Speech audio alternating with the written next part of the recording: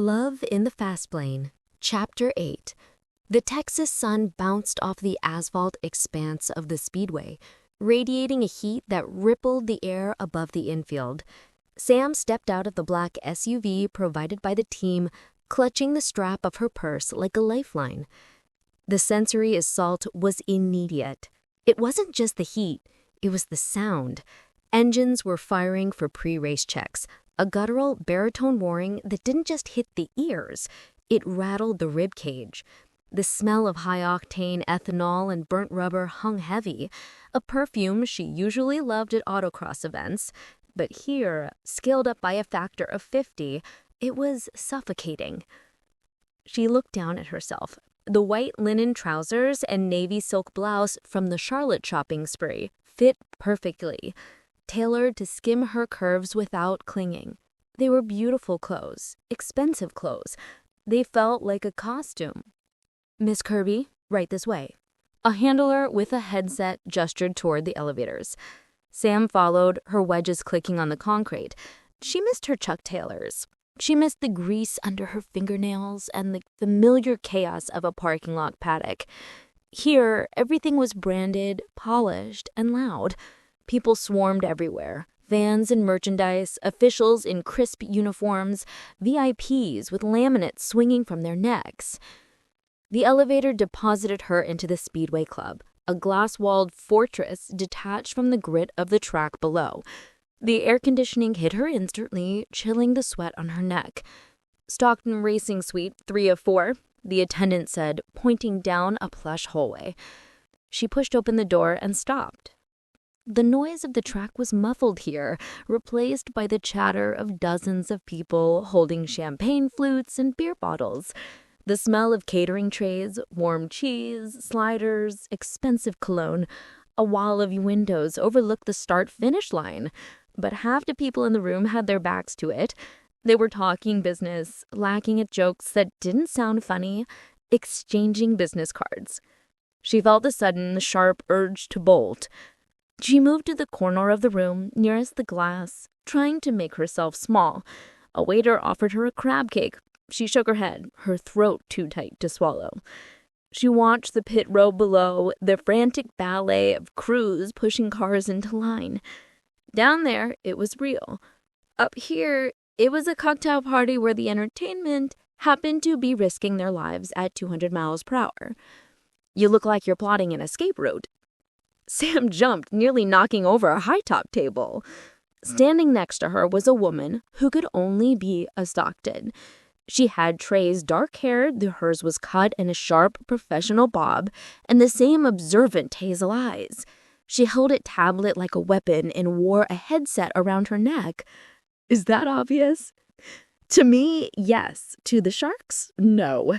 They're too busy trying to secure renewable energy tax credits from the Aztec reps. She extended a hand.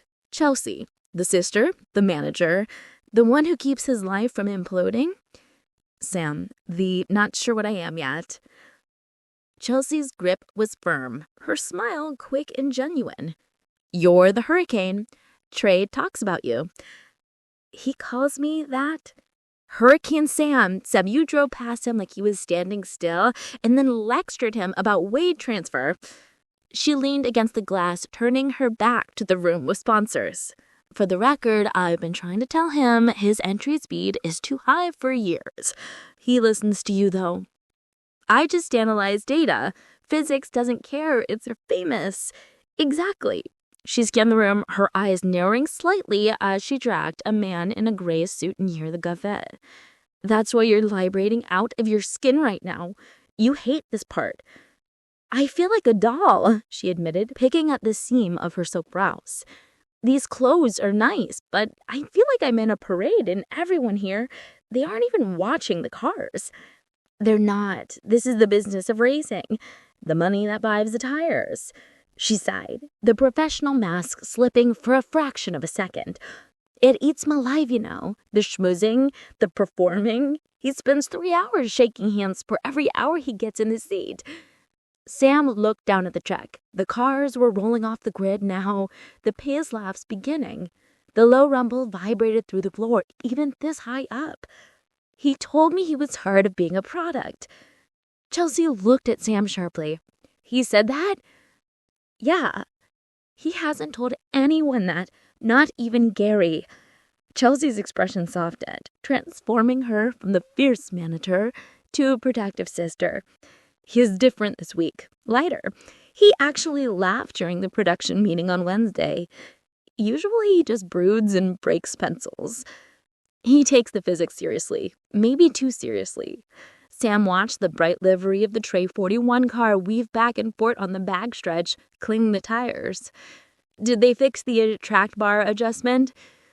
Chelsea blinked and laughed, a real startled sound. Okay, now I get it. You speak the language. I'm an engineer. Machines make sense to me. People in suits. Sam gestured vaguely behind her. Not so much. Look at me, Chelsea commanded gently. Sam met her eyes. You don't have to impress the suits. You don't have to charm the sponsors. You just have to be the person who tells him the truth about the track bar adjustment. That's all he needs. That's all he wants. The unspoken "that's all he has" hung in the air. Green flag into, a voice crackled over Chelsea's headset. She tapped the earpiece. Copy that. She turned to Sam. I have to go down to the pit box. Sponsor obligation. But you're welcome to come. It's loud, it's hot, and you'll probably get rubber dust on those very nice white pants. Sam didn't hesitate. Get me out of here. The transition from the suite to the pit box was like jumping from a freezer into a blast furnace. Chelsea navigated them through the tunnel and into the infield with practiced ease. The air here was thick with the scent of unburnt fuel and hot brakes. She reached the pit box just as the pace car dove onto pit road. The roar of 40 engines hitting the red line at the green flag was the physical blow.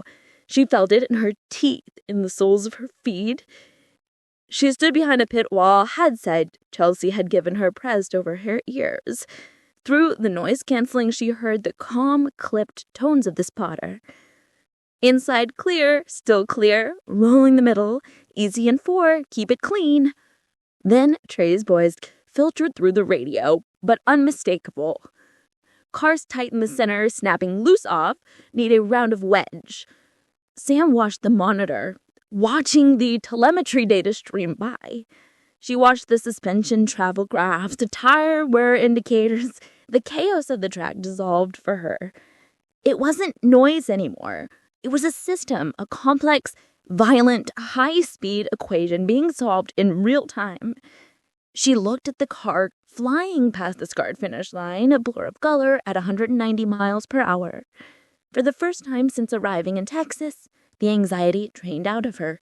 She wasn't just a fan or a date or an outsider in fancy clothes. She was witnessing a master mechanic operating a machine at the limit of physics. She understood the intensity now.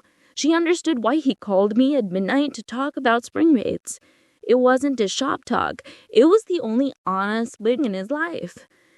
In the middle of the marketing whirlwinds and the corporate suites, the car was the only thing that didn't lie.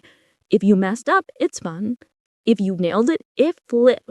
Trey was searching for that honesty, and somehow, miraculously, he had found a piece of it in her. Sam leaned against the cold metal of the pit wagon, dirt smudging the elbow of her silk blouse. She didn't care. She smiled, watching the 41 car drive into turn 1. Cool fast, old man, she whispered into the roar.